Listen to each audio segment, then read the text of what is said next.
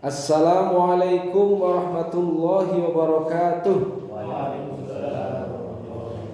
Hamdan wa syukran lillah, salatan wassalaman ala rasulillah wa ala alihi wa ashabihi wa mawalah.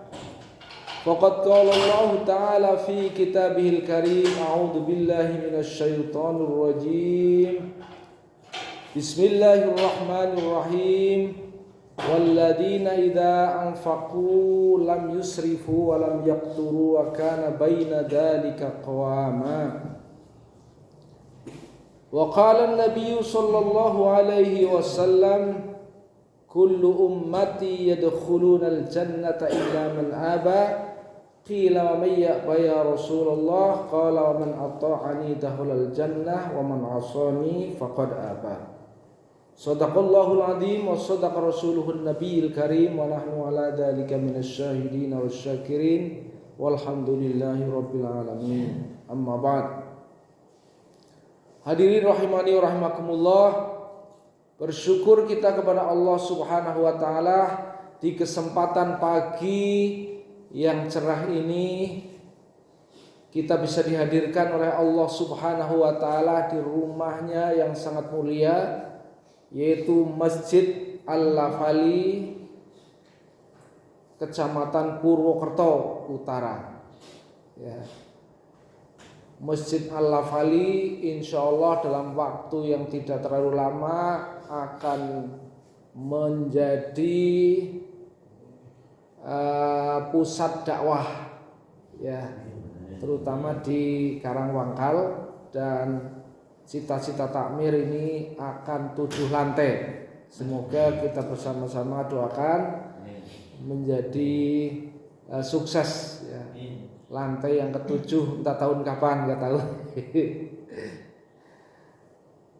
Bapak hadirin rahimani rahimakumullah. Yang kedua, salawat dan salam mari kita curahkan kepada Nabi kita, Nabi Muhammad sallallahu alaihi wasallam, yang dengan cucuran air mata setiap malam mendoakan umatnya, ya, kita semuanya yang hidup di akhir zaman itu selalu di dalam doa-doa beliau, dan juga cucuran keringatnya tiap hari berdakwah dari kampung-kampung, dari tempat ke tempat, ya, bahkan dari peperangan satu ke peperangan yang lain. Ada 28 kali Rasulullah itu mengikuti peperangan. Jadi begitu hebat, ya, seorang Rasul itu. Dia seperti bayi di sajadah untuk merayu Allah, bayi di sajadah merayu Allah untuk mengampuni manusia, ya. Atau seperti seorang yang memiliki keberanian hebat, ya, di medan perang melawan musuh, ya.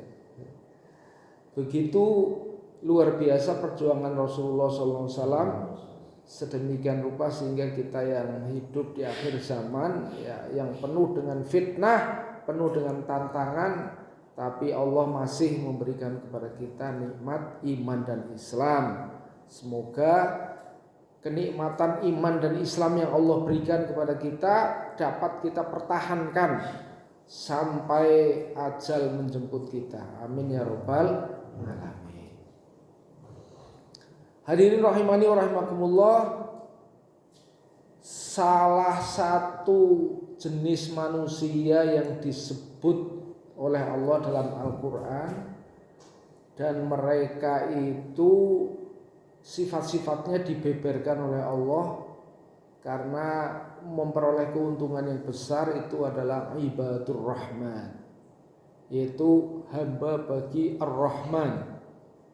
Ar-Rahman adalah sifat Allah Subhanahu wa taala yang selalu mengasihi, ya, terhadap hamba-hambanya. Apa itu salah satu sifatnya? Yaitu sifat mereka adalah orang-orang yang memiliki sifat pertengahan ya. Mungkin bahasa kita moderat. Walladzina idza anfaqu lam yusrifu wa lam yaqturu wa kana baina dzalika qawama. Yaitu orang-orang yang ketika membelanjakan hartanya dia tidak boros dan juga tidak kikir. Lam yusrifu wa lam yaqturu wa kana baina dzalika qawama. Mereka itu berada di tengah-tengah. Jadi sekarang posisi kita dalam membelanjakan harta kita itu tidak boros dan juga tidak kikir seperti mana yang dicontohkan oleh ibadur rahman. Nah, kita soroti satu persatu ya. Kita mulai dari sifat kikir dulu. Karena apa? Karena Rasulullah bersabda yang diriwayatkan oleh Imam At-Tirmidzi bahwa ada 3 golongan yang diancam tidak masuk surga.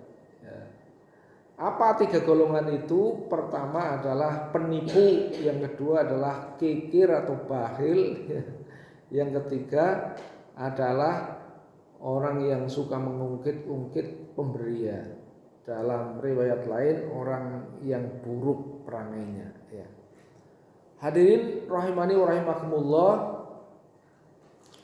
Pertama, seorang penipu itu diancam untuk tidak masuk ke dalam surga. Karena apa? Penipu merupakan salah satu sifat daripada sifat munafik ya. Orang munafik itu kalau berbicara berdusta. Jadi dusta, suka nipu, ya itu 2 saudara ya, yang dekat ya. Mengapa? Seorang penipu pasti tidak hanya merugikan diri sendiri ya, tapi orang lain ya dirugikan. Karena apa? Kata-kata dusta, kata-kata penipu itu hakikatnya sedang membuat orang lain kecewa. Tapi sebenarnya secara tidak sadar adalah dia akan membuat kekecewaan diri sendiri. Paling tidak kalau tidak di dunia ya di akhirat kelak kan gitu ya.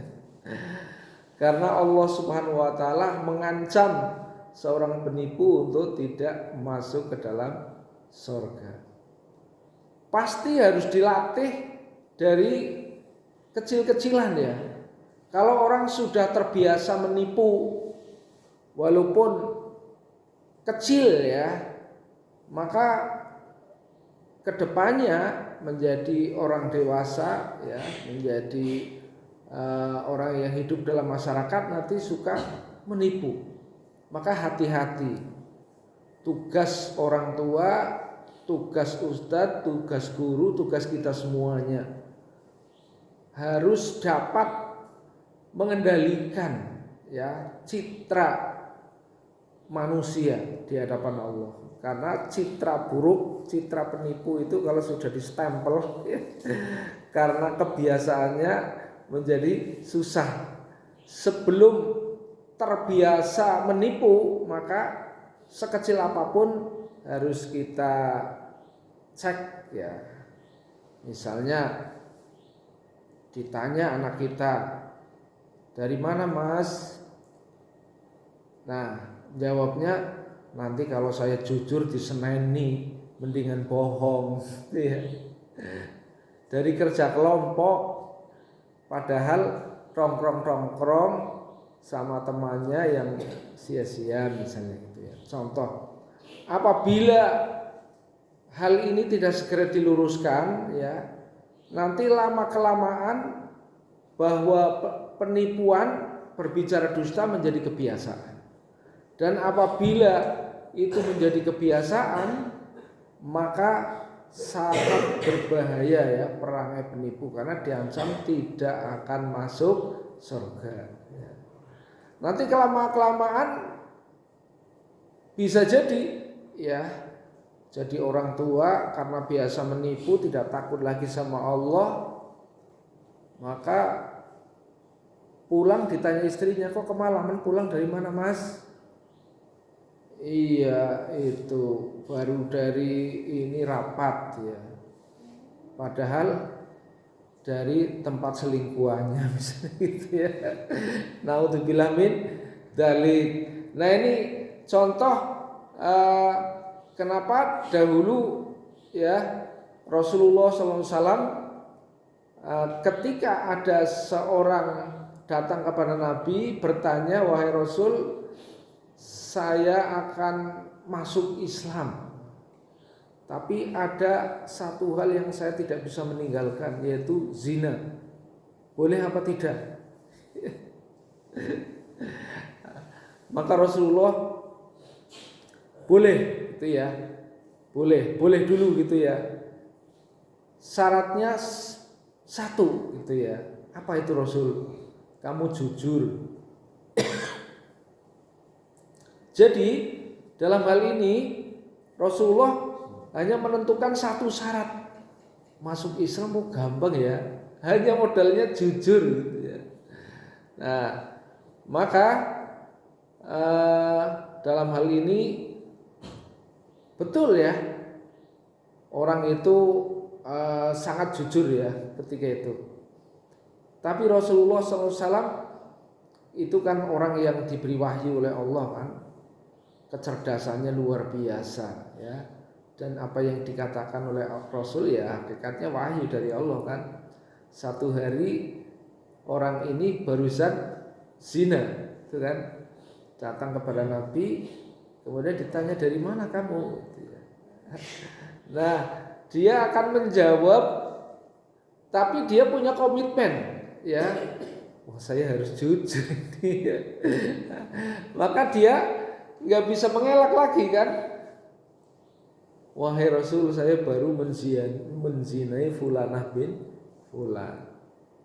Maka kemudian Rasulullah SAW membuka telapak tangannya, menempelkan di dadanya sambil mengatakan, kamu punya ibu apa enggak? Punya. Bagaimana perasaanmu bila ibumu dizinai orang lain? Apakah kamu senang? Tidak wahai Rasul. Kamu punya istri apa enggak? Punya. Bagaimana kalau istri kamu dizinai orang lain? Apakah kamu senang? Tidak. Maka begitu pula ya, apabila kamu menzinai orang, maka pasti ya orang tuanya, suaminya, orang lain tidak akan senang. Nah, begitu seterusnya ya. Kemudian Rasulullah mendoakan kepada orang itu. Setelah doa, maka kata orang itu, aku tidak ada yang paling dibenci dalam kehidupan ini kecuali berzina.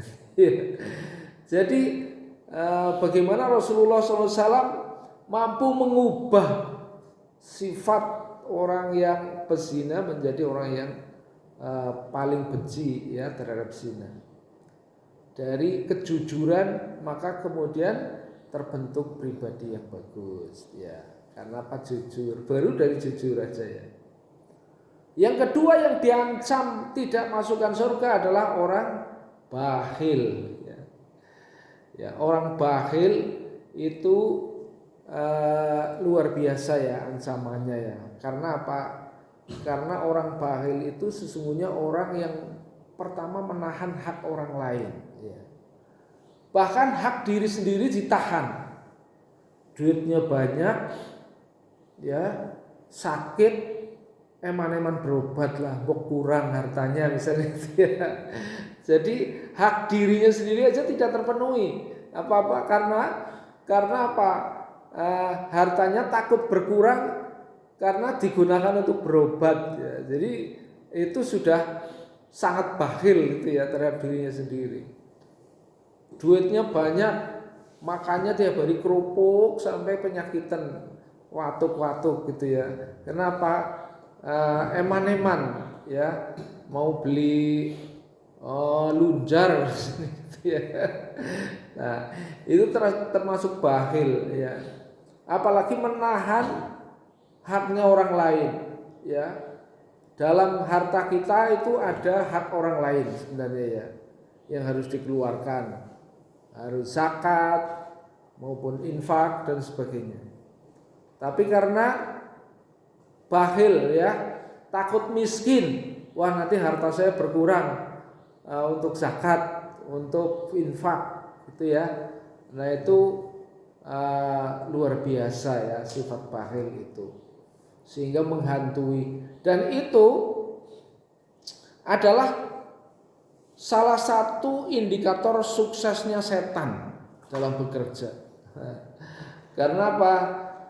Karena Allah Subhanahu wa taala memberitahu kita, asyaitonu ya'idukumul faqra wa ya'murukum bil fahsya. Ya.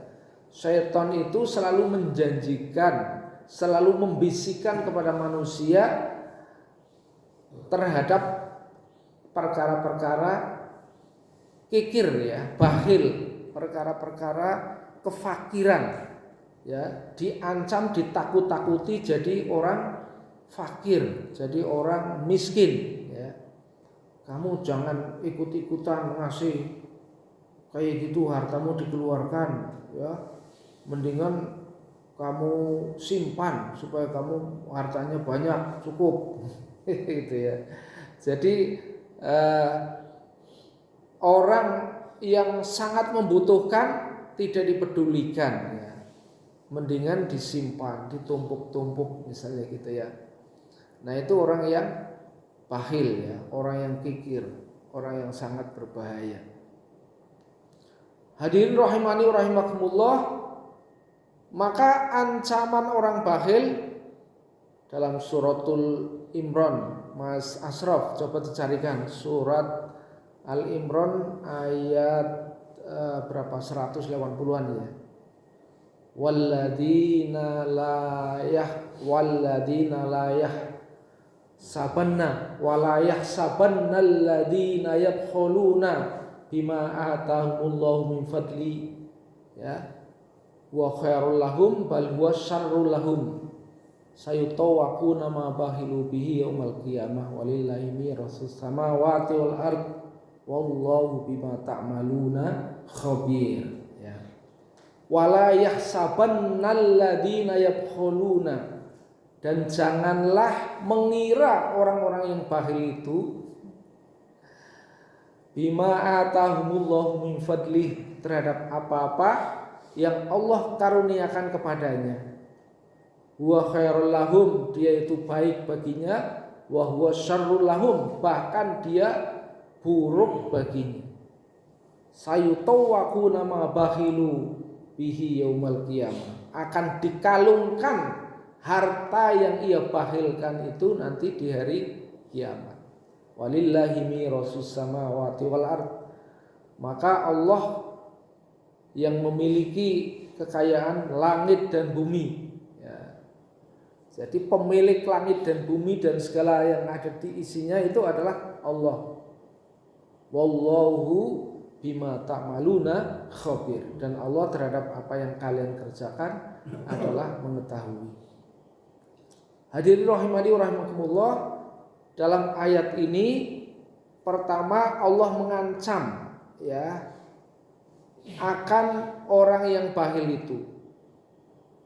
Pertama ancamannya jelas ya, bahwa dugaan mereka, perasaan mereka numpuk-numpuk harta itu baik, harta yang mereka tumpuk itu menurut mereka baik, maka menurut Allah jelek.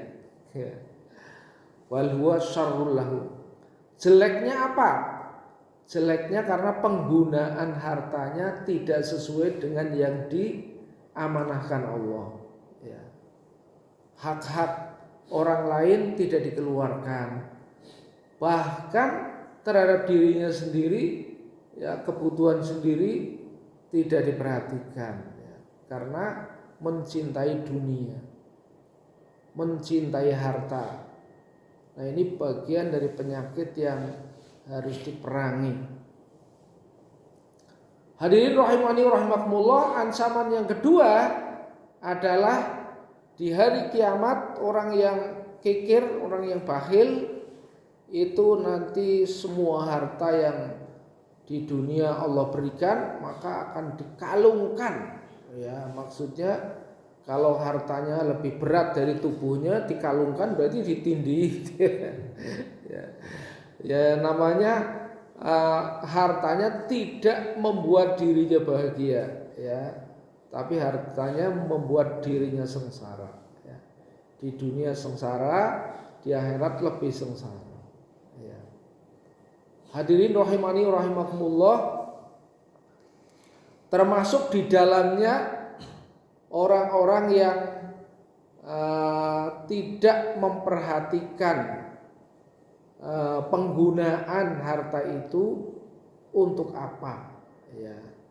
Jangan-jangan kikir dalam kebaikan tapi boros dalam kemubadiran. Yaitu artinya mengeluarkan harta kepenak banget ya. Wah, keluar ini, keluar itu, ini keluar uang, enggak eman-eman. Tapi enggak eman-emannya adalah bukan hal-hal yang baik, ya. Misalnya, ya contoh enggak eman-eman hal yang baik untuk berhambur-hamburan, ya. Itu kalau 17-an, kalau apa gitu ya, kalau kadang-kadang beli mercon, beli ini, beli kesenangan, beli rokok, bagi-bagikan ke yang lain, loman gitu ya. Tapi lomannya tidak pada tempatnya. Artinya loman tidak pada tempatnya, dia membelanjakan harta tapi seharusnya tidak dibelanjakan, tidak perlu. Itu yang tidak perlu dibelanjakan. Tapi harusnya yang harus dibelanjakan maka dia kikir misalnya gitu. Nah, ini dalam ayat tadi dijelaskan walladzina idza anfaqu lam yusrifu wa lam yakturu. Tidak boros dan tidak kikir. Jadi kikir tadi terhadap dirinya sendiri kikir.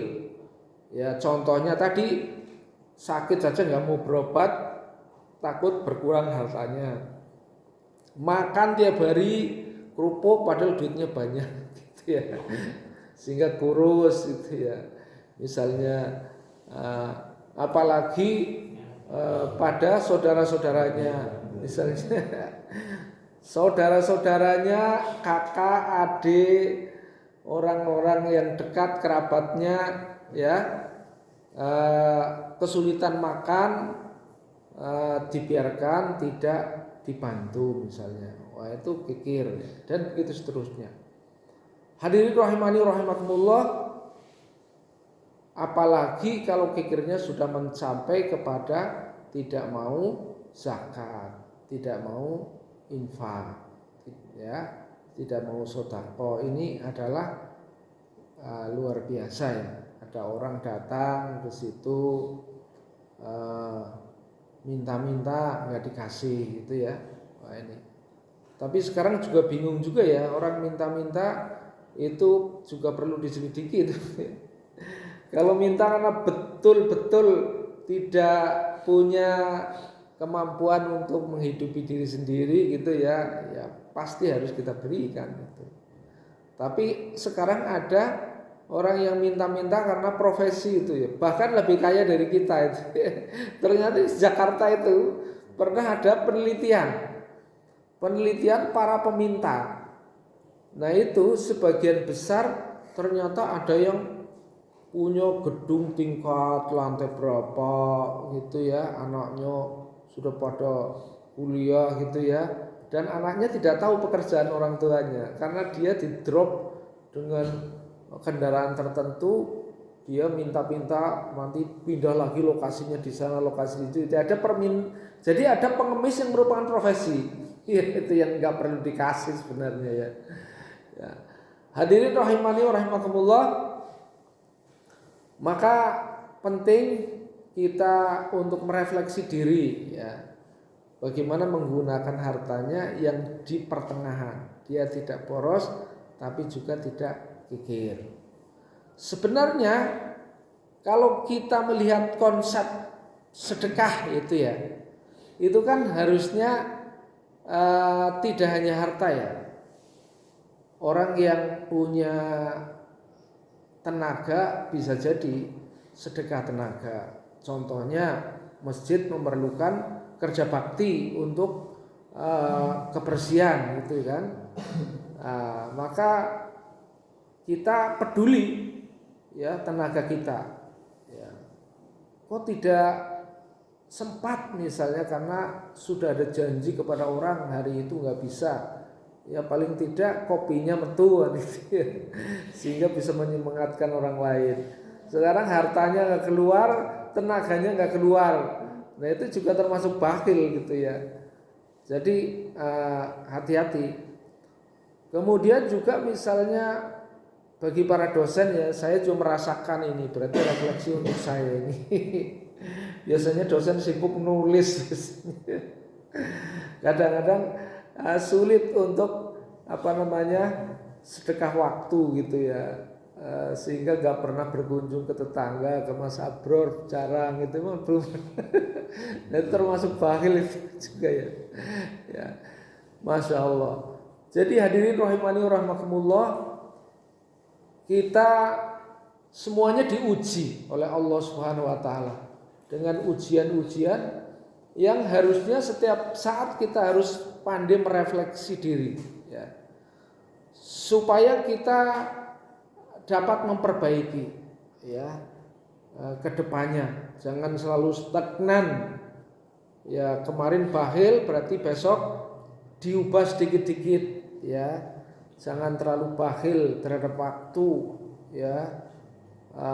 Oleh karena itu perlu ya, kalau bakhilnya sampai mengurangi hak Allah itu yang paling repot ya. Yang paling bahaya. Diajak sholat jamaah misalnya, nggak sempat sibuk kayak gitu, repot itu bakhilnya sudah melebihi had ya. Allah itu punya hak ya, sampai nggak sempat sholat ya, nggak sempat ke masjid ya, itu bakhil waktu yang luar biasa ya. Itu ketutup sudah sampai hatinya. Hadirin rahimani wa rahimakumullah. Jadi setiap diri, setiap orang itu diuji oleh Allah. Apakah hak-haknya sudah ditempatkan ya sesuai dengan porsinya. Allah punya hak sudah ditunaikan belum? Kalau enggak berarti bakhil sama Allah kan gitu ya. Istri punya hak sudah diberikan haknya apa belum? Nah ini kadang-kadang orang yang sibuk ini ya luar biasa ya. Kita harus mengakui bahwa istri sebenarnya pahlawan dalam rumah tangga kita ya. Bayangkan kalau kita jadi istri, saya kadang-kadang sebenarnya menangis sendiri ya, betapa mendolimi istri sebenarnya. Tapi kadang-kadang egonya masih melebihi. Tiap hari garap tugas, nulis, sampai gak sempat ngeloni istri misalnya. Nah, ini sebagian hak yang tidak diberikan contoh gitu ya. Begitu seterusnya. Banyak sekali kalau kita berbicara tentang keadilan, sesungguhnya banyak sekali kita berbuat yang tidak adil walaupun tidak disadari. Mungkin kalau dikatakan kepada kita kalian nggak adil, nggak terima ya. Padahal kalau dijabarkan, iya benar, hak istri sudah ditunaikan belum? Belum. Hak Allah, hak anak sudah ditunaikan belum? Hak kerja, hak pekerjaan, semuanya punya hak, nuntut haknya masing-masing gitu ya.